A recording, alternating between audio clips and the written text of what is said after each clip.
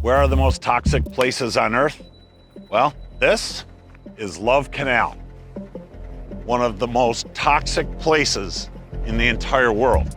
I'm here in Niagara Falls, New York, in the United States, to show you this place that is only surpassed by Chernobyl as the most toxic place in the world. And now, 40 years later, neighbors are claiming that there are still toxic materials coming into their homes and in their basements.